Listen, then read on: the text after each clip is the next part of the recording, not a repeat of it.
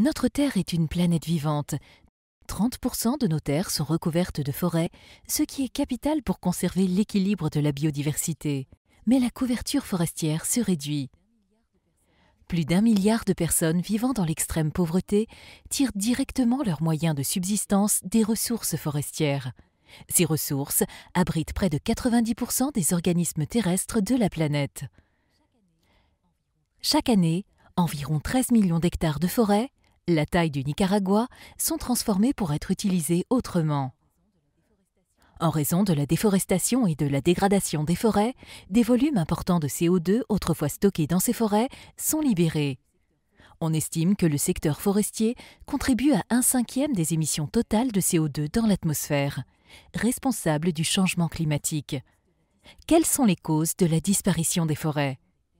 L'expansion des terres agricoles, le peuplement humain, le développement des infrastructures, la demande en énergie et la demande en bois. Comment agir?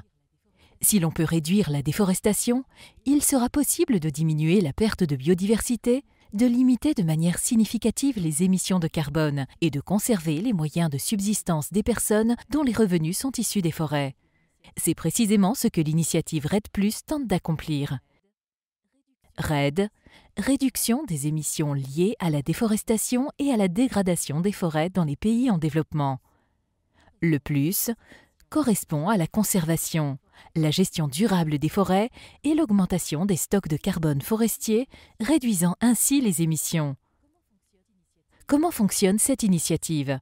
Les pays qui souhaitent et peuvent réduire les émissions provenant de ces 5 activités seront récompensés financièrement pour leurs initiatives qui seront évaluées sur la base de résultats concrets. Les aboutissements de REDD+ dépendent en partie des éléments suivants. Les cadres et les stratégies légaux et politiques au niveau national assurent l'inclusion, la transparence et la responsabilité. Les communautés qui vivent des forêts, notamment les peuples autochtones, tirent profit, de manière équitable, des avantages REDD+. Les bailleurs et les investisseurs font confiance au mécanisme REDD+. Le risque de corruption est abordé tout au long du processus REDD+. La corruption est habituellement définie comme l'abus de pouvoir pour un profit personnel et peut être classée selon les 2 catégories suivantes: la corruption politique ou la grande corruption, la corruption bureaucratique ou la petite corruption. L'acte de corruption peut également revêtir différentes formes: les pots de vin, la subornation, la fraude, le népotisme, le blanchiment d'argent, etc.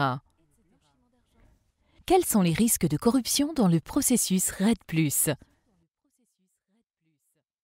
Les promoteurs de projets peuvent corrompre les fonctionnaires afin de s'assurer que la terre dont ils sont propriétaires est attribuée ou non à REDD+.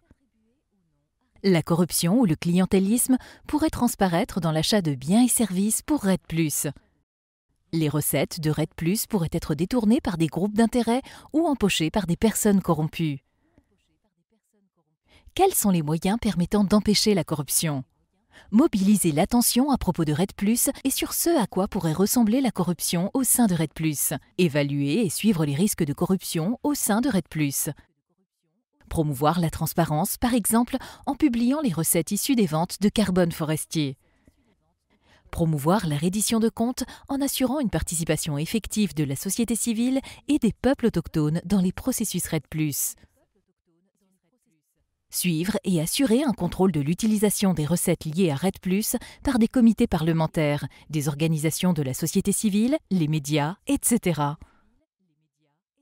Garantir la réussite de REDD+ nécessite, entre autres, la rencontre de professionnels des domaines du changement climatique et de lutte contre la corruption afin d'élaborer un mécanisme REDD+ effectif, transparent et responsable.